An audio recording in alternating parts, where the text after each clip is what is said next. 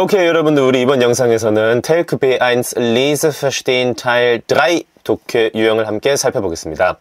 먼저 문제지를 보시면 11번부터 20번까지 총 문제가 10개가 나와 있고요. 다음 페이지 보시면은 아부터 시작해가지고 보기가 밑에 L까지, 자, 여기까지입니다. 여기까지.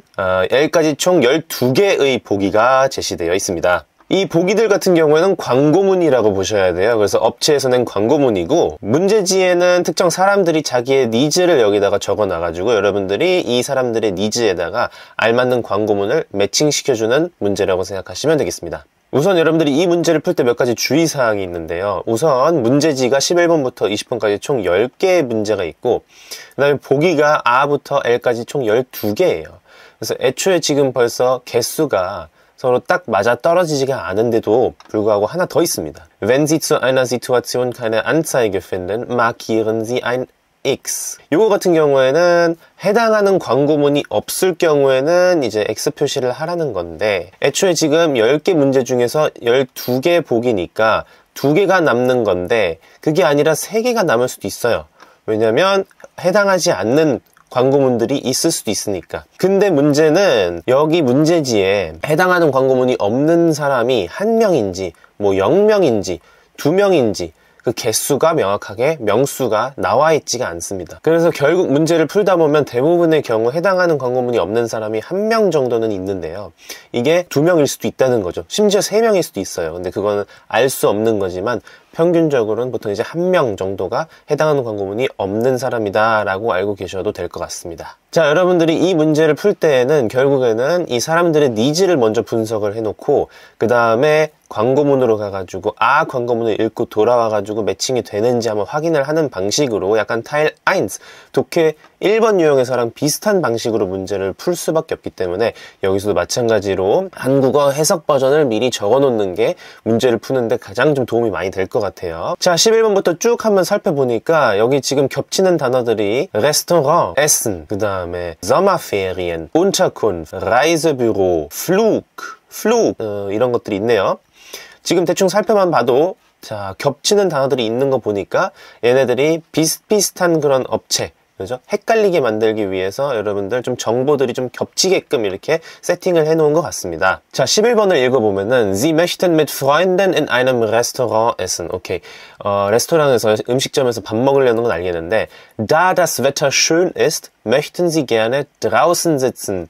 여기서 제일 중요한 정보가 바로 두 번째 문장에서 나왔죠. 날씨가 좋으니까 이렇게 야외에서 먹을 수 있는 레스토랑을 이 친구는 찾고 있고요.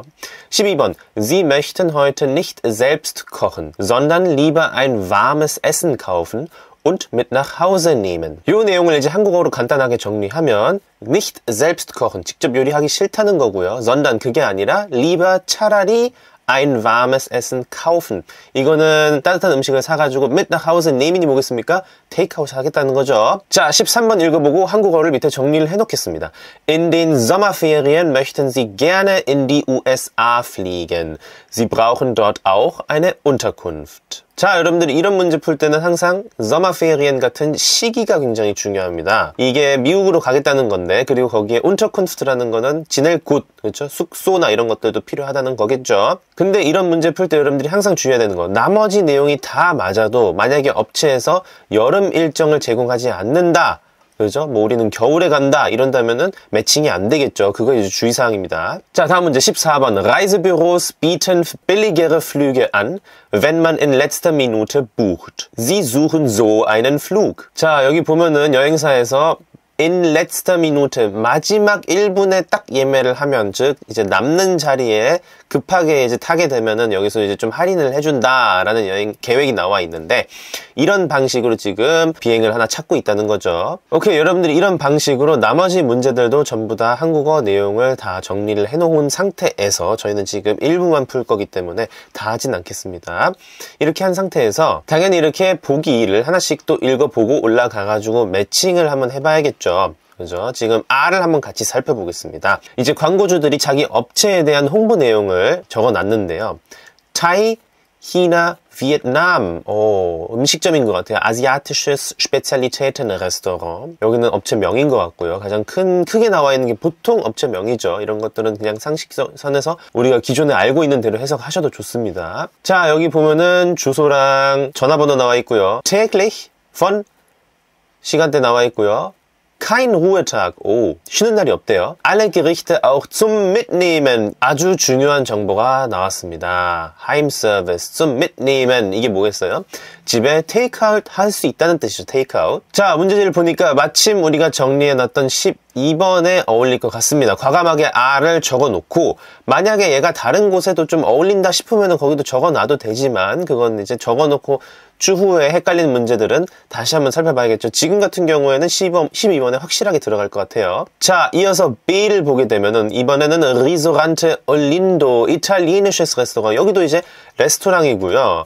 Hausgemachte Nudeln, 지금 직접 만든, 직접 뽑은 이제 지금 면을 제공한다는 뜻이고, Fisch Spezialitäten. Spezialitäten은 특산품을 말하기도 하고요. 아니면은 스페셜티, 즉 이 레스토랑에서 제공하는 자기들의 스페셜 메뉴 같은 것들, 그렇죠? 그런 걸 말하는 건데 여기는 전문적으로 생선 요리를 전문적으로 제공을 하는 그런 레스토랑인 것 같아요. Mittagsmenüs ab 7,50 €. Bei schönem Wetter Gartenbetrieb. 하하하.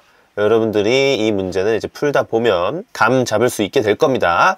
Bei schönem Wetter Gartenbetrieb. 요거는 지금 문제가 사실 굉장히 이 정도면 좀 쉬운 편이라고 볼 수 있습니다. 그죠? 지금 보시면은, 날씨 좋을 때 Gartenbetrieb. Garten이 정원이겠죠. 그리고 Betrieb.